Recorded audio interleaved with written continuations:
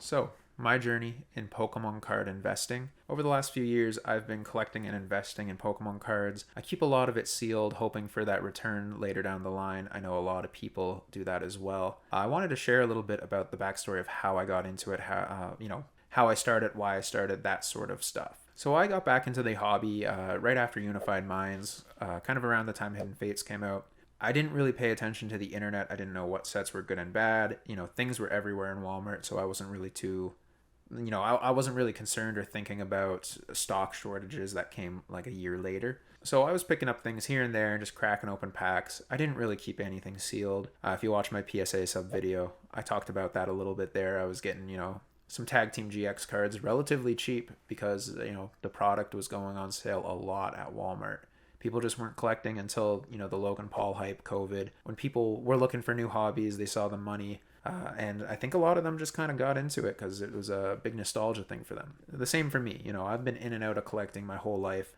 Probably the longest break I took was between Phantom Forces and Unified Minds. But I got back into it. I kind of went back and collected a little bit of Sun and Moon stuff in the end of X and Y, but not a lot. My main focus has been on Sword and Shield era. Even into Scarlet Violet, I'm still focused on Sword and Shield, but I'll move my attention to Scarlet Violet a little later on, I think. The first set I really kind of invested and collected was Champion's Path. Now that set hasn't really gone up crazy in value because I think it's a little bit, tarnished. Like people don't like Champion's Path. It was very difficult to pull the Charizards, and besides the Charizards, there's really nothing in that set worth anything. Similar to Shining Fates, if you don't pull the Charizard, you're losing money. So, for me, I pulled both the Charizards. I was very happy about that. I still have some product. I didn't really buy it with the idea of sitting on it, but I did buy a lot of it hoping to pull the Charizard, and I told myself once I pull both Charizards, I won't open anymore. So that was the first set. I kept sealed ETBs. I also kept, Vivid Voltage, and from there I saw the value. That was when product was really hard to get. The Walmarts were kind of just pumping out whatever they had in the back, whatever product was sitting, whatever they could find in their warehouses, they were bringing into the stores. So it was pretty tricky to find, Champion's Path and stuff like that. But the odd restock, you would find Hidden Fates, Evolutions, like older stuff like that. That was when I kind of really focused on it. I was buying like Hidden Fates and like finding it and reselling it very easily, which is, scalping. I didn't really want to do scalping, but I needed some money at the time. I bought a little bit of Hidden Fates, not a ton, maybe like 20 packs worth. Sold it locally, and then I started buying more, and I was like, you know what? This set has only been out for 2 years at the time, maybe less, maybe a year. A lot of people have been sitting on product, and as of now, it hasn't really gone up much more, but I think it will continue. Same with Evolution, since that booster box, hit 1,000 and then kind of evened out. I think it's down to like 800 or 750 now, something like that. So Evolutions packs haven't really moved too much in value, but that's no worries. They will eventually. And they're still up from, what I purchased them for. So I started buying, the new sets would come out. I'd buy a booster box and an ETB to keep sealed of everything. And then whatever I wanted to open, I would also open. But I noticed as time went on, a lot of my investments weren't really moving anywhere. I think that's because Pokemon started printing, crazy amounts, print to demand, all that stuff for all the sets, basically Shining Fates forward. And they even went back and did Vivid and Darkness Ablaze as well, which have completely tanked the price. First of all, Darkness Ablaze, if you collect, that's not a good set. There's nothing cool in it. Vivid's a little better. It's got the Rainbow Pikachu. It's got the amazing rares. But still, you didn't really get sets that were really good until, Chilling Reign. Battle Styles you could consider, but Chilling Reign and onwards were, they just got amazing. So around the time of Chilling Reign, I started seeing a lot of prices dropping. A lot of stores couldn't sell their inventory because just too much was coming out, and a lot of people weren't buying it after all the Shining Fates stuff that happened with, Shining Fates was extremely expensive. The ETBs were going for like 4 times the price on release. People were buying them and flipping them no problem. Once they started printing, Shining Fates like crazy, a lot of people kind of got out of it. Chilling Reign was kind of the first set where there was like a lot of it, and I remember buying booster boxes for like, $90 here in Canada, probably cheaper down in America. I'm not too sure. It was a while ago now. That was the first set I bought multiple booster boxes of because I loved opening it. I was chasing that Galarian Moltres, ended up, trading a bunch of bulk cards and just buying one myself. But I wanted to keep extra. I think it's a really good set. I was amazed that it was going for under $100 when at one point booster boxes were like 150, and now they've gone up. I think they're pushing like 200, if not they're over 200. So that was a great investment. So something I've learned is don't buy things right away on release. Wait that little bit, wait for it to go on sale, wait for attention to move to the next thing. I think that's something you learn with everything over time, kind of the better way of doing it, what works best. And for me, it's, I'll buy something on release to open it, or if it's a really hype product, I'll make sure I get one. But typically, if I'm buying multiples, I'm waiting for a sale, or I'm waiting 3 to 6 months later, even a year at some points. Like recently, over Black Friday, between Black Friday and Christmas, I purchased maybe only 4 Lost Origins ETBs. I'm not buying ETBs anymore. I have over 100 sealed Elite Trainer boxes in my collection, and it's just too many. But this was a deal I couldn't pass up on. I think I paid 26 USD. They were 35 or like 32.99 Canadian, something like that. I could have bought more, but I was like, what, Christmas is here. I've already spent a bunch on Black Friday deals for Crown Zenith. I was like, I can't go wrong with these. I know the value of a Lost Origin ETB is not high right now, but it will be. And if not, you can always open them and just sell the packs individually, or crack the packs. That chase for the Giratina is real. That's something I want. Never pulled it myself, but maybe one day.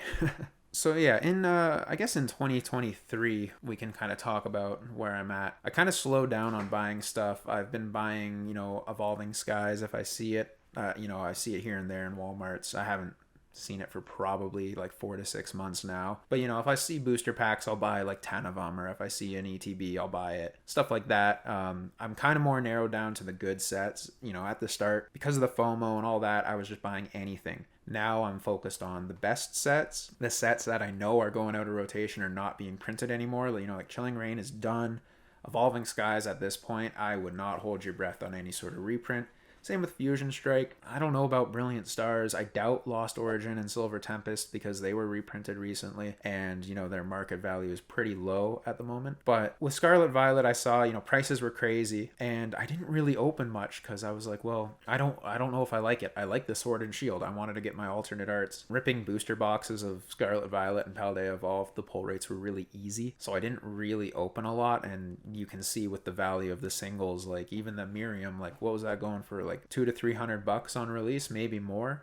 And now it's like a $40 card, $30 card. You can get it relatively cheap. So cracking packs hasn't really been worth it if you're trying to make money. I don't really sell my singles, but obviously you want to know the values there. Like if you spend $130 on a booster box and you pull $60 of hits, it's kind of like, well, I should have just bought the hits, which is kind of where I'm at now. I've been buying sealed older stuff. I buy, if I see, like I said, Scarlet and Violet era things for cheap, like MSRP here in Canada is like pretty expensive. I think Pokemon Center sells Scarlet Violet era booster boxes for, $200, but you can find them for, I bought a Paldea Evolved booster box for like $120 recently, which is great. That's under $100 if you're in America. It's like 75 cents to the dollar or something like that. So I've been picking up, the odd single here and there if I'm looking for singles, trying to kind of fill out my binders, grading cards, picking up older things, picked up a bunch of Crown Zenith, trying to focus on sets that I think people are going to want to open later in life, or sets that will be nostalgic for newer collectors. Like, 151 is nostalgic for a lot of people my age because we grew up on Pokemon Red, Blue, Yellow, and, the Kanto, Johto, Hoenn era, stuff like that. Kanto is going to forever be the nostalgic king. We might see, hopefully we see some stuff for Johto and Hoenn more so in the future, but I know Kanto is king. So in 2023, I set my focus more so from just buying anything to not buying every product. I kind of skip products and I put my money more into the holiday sets.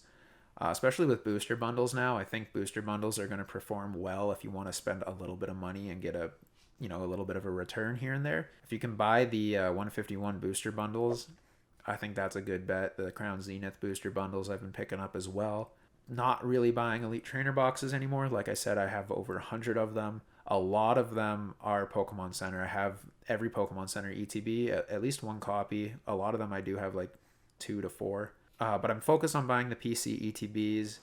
I might start buying less of the regular sets and more of the holiday sets just because the return on those is way better. The Crown Zenith PC ETB is great. It hasn't restocked in a while. Same with the 151 PC ETB. I'd imagine they'll restock it at some point, but right now it's like well over double the price of the regular 151 ETB. So yeah, that's kind of been where I'm at in 2023. You wait to buy things until later. You know, once all the attention goes from point A to point B or even to point C, that's when I would pick up a set, right? So Paldea Evolved is like 4 sets removed now. It's still doing good compared to a lot of the other sets. You know, it's doing better than SV Base and Obsidian Flames, but it's still cheap. Cheaper than 151, cheaper than Paradox Rift, and especially with Paldean Fates coming out, you know, I think those sets from 2023 are going to continue to drop. So in 2024, I want to focus my collection dollars more into booster boxes. I want to start buying multiples of those of most of the sets,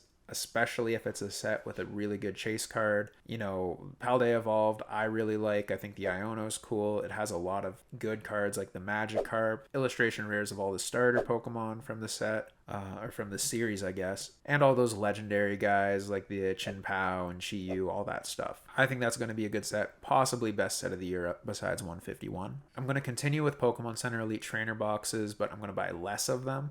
I'll continue buying the same amount, probably a case, for all the holiday sets, but the regular sets, I'm probably just going to buy like 1 for my personal collection, which I'll be happy to sell later. If it's a really good set, I might buy 2, but we're probably going to cut back on those because there hasn't been a lot of movement on the ones that have came out this year. I want to focus on buying singles more so than ripping packs, especially for chase cards. You know, if it's like a special illustration rare, maybe I'll open 1 box of a set like I usually do just to kind of pull the cards, see what's cool, but I don't want to be, you know, chasing a card that I can buy for $30 or $40 anymore. We can see with a lot of these cards, they're pretty low in value. There's not much point in spending all your money chasing it. I want to keep grading cards and kind of trading my slabs. I'd like to start grading multiples of the chase cards and selling them, or trading them for sealed product that I think could, you know, go up over time a little better. And a personal goal is I want to build out the trainer gallery from Sword and Shield. I want to get all those trainer gallery cards in a master set. I'm probably like halfway there. A lot of them are cheap. I don't think they're going to be cheap forever. I don't think they're going to skyrocket. I think they'll eventually be like $10 a card. Right now they're like a couple dollars. Might as well buy all of them and you know, get that set filled up. All right, guys, so going forward, I'm going to try to do a little bit more on the investing content side of things. It's something I'm really interested in, and I feel like I could, you know, share my thoughts, and we could build a kind of, you know, a community, more discussion-based videos out of that. Let me know what you guys think. Let me know what your collection goals are for 2024, and if you learned anything from my journey in investing in Pokemon cards. Thank you for watching. I hope you enjoy your day, and I'll see you in the next video. Peace.